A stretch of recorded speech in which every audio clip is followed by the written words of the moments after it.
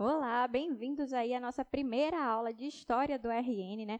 Para se preparar para essa prova aí da Assembleia Legislativa que está chegando, meu nome é Glícia de Souza, eu sou professora de História e vou acompanhar aqui vocês nessa empreitada, né? A nossa primeira aula vai ser, claro, não poderia deixar de ser, né? História colonial, focando principalmente na conquista portuguesa, na fundação da cidade de Natal e na presença dos franceses aqui no RN, porque sim, tivemos franceses e holandeses passando aqui pelo nosso território durante esse período colonial.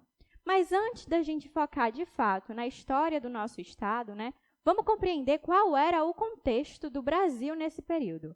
Para começar, é importante saber que assim que os portugueses chegam ao Brasil, eles não começam a explorar esse ambiente de fato em um primeiro momento. Nós tivemos aí 30 anos, que a gente chama de período pré-colonial, que o Brasil ficou aí abandonado. Ninguém vinha para cá. Afinal, era um novo mundo, né, como os próprios portugueses chamavam, e eles precisavam descobrir, precisava-se tempo para começar a investir nesse novo local. Então, passamos aí 30 anos parados e sem que ninguém viesse, de fato, com relação à coroa portuguesa, para o território norte rio-grandense. Beleza.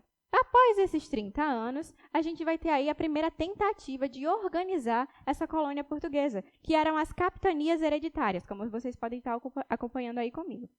Então, a nossa capitania se chamava Capitania do Rio Grande, justamente por causa do rio Potengi, né? Daí o nome.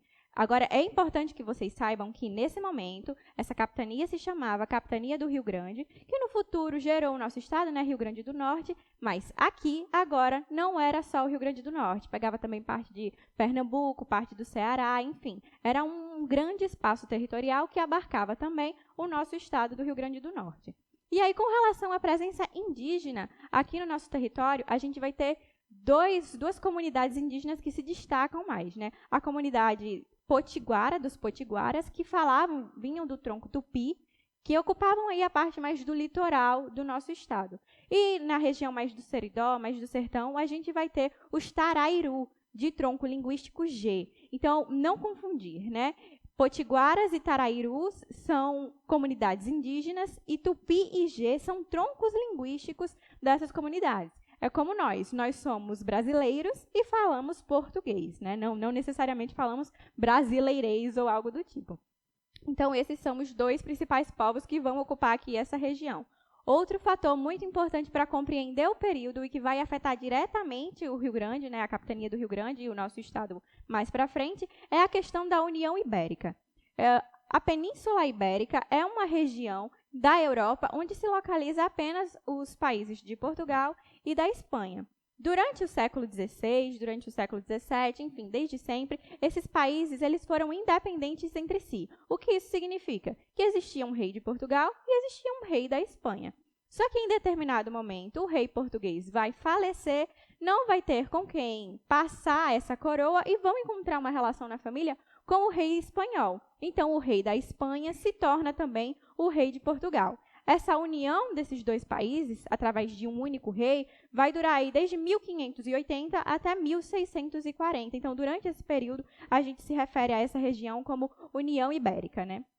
Porque agora dois países meio que se tornaram um só, afinal eles têm o mesmo governante. Com relação à presença portuguesa no Rio Grande do Norte, a conquista territorial e a resistência dos povos indígenas, né? Quem foram os primeiros donatários da capitania do Rio Grande?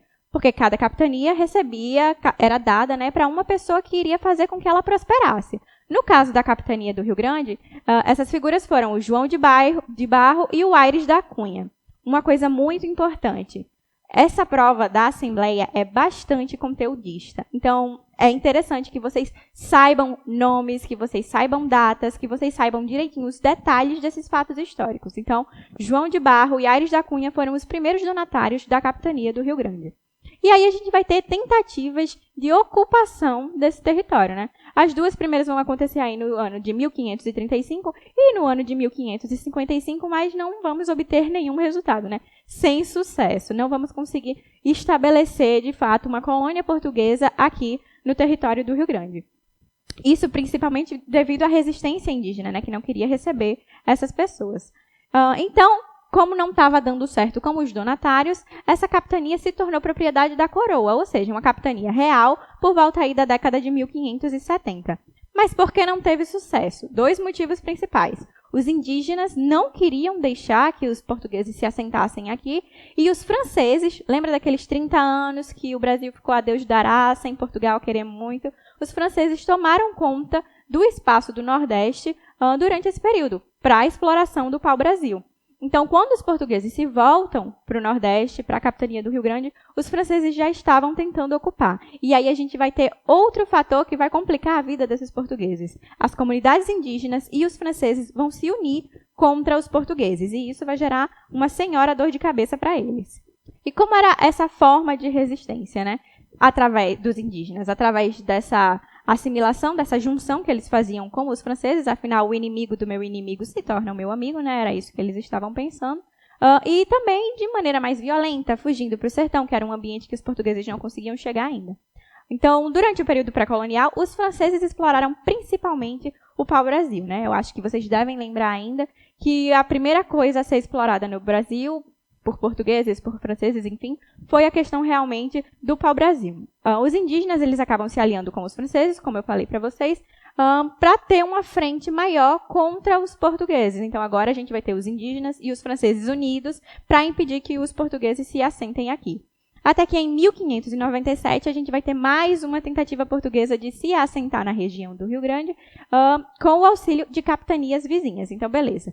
A coroa não estava conseguindo fazer isso sozinho e as pessoas da capitania do Rio Grande também não estavam obtendo nenhum resultado. Então, se juntam com capitanias vizinhas, como a capitania de Itamaracá, e tentam aí essa empreitada contra os indígenas e os franceses que também estavam aqui na região, né? Até que, finalmente, a gente vai ter, de fato, a expulsão desses franceses do território português.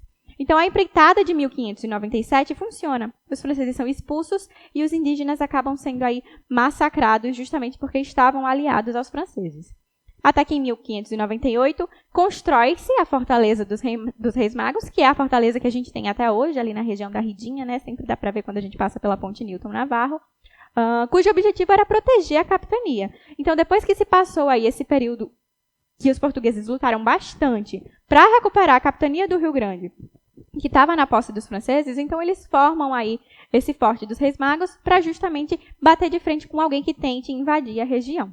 Para garantir essa ocupação, em 25 de dezembro de 1599, finalmente a gente vai ter aí a fundação da cidade de Natal, que durante um período muito breve da história do RN, né, ela foi chamada de Cidade de Santiago, mas ela é mais conhecida, ela aparece mais nas fontes como Cidade de Natal mesmo.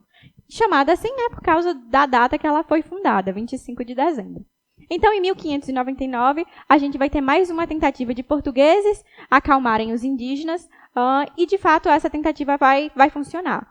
Portugueses e os indígenas, especificamente potiguaras, vão aí firmar um acordo de paz com o auxílio de Jerônimo de Albuquerque e dos jesuítas.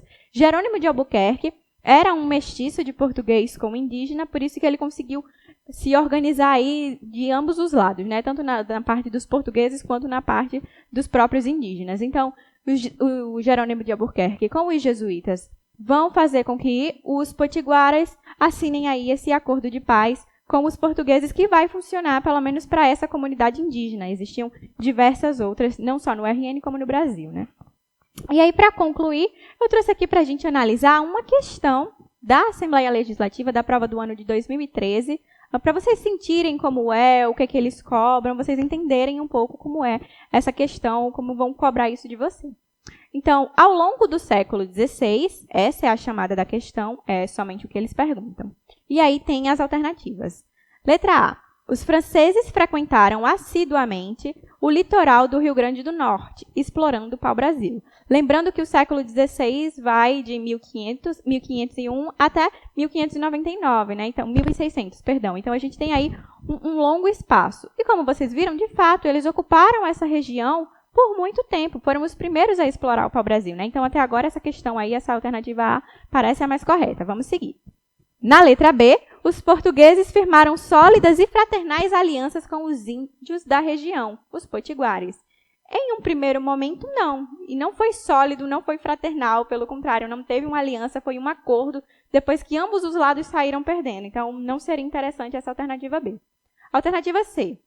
A capitania do Rio Grande coube ao donatário Duarte Coelho, que a transmitiu aos seus descendentes. Duarte Coelho não foi o donatário da capitania do Rio Grande e os donatários, por sua vez, não conseguiram repassar essa capitania justamente porque eles não conseguiram lidar com a questão dos indígenas. Então, também não seria a alternativa C. Letra D.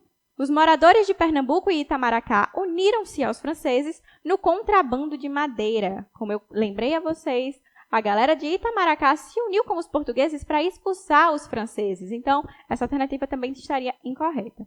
Finalmente, a letra E. Revelou-se a excepcional fertilidade das terras do Rio Grande para o cultivo da cana-de-açúcar.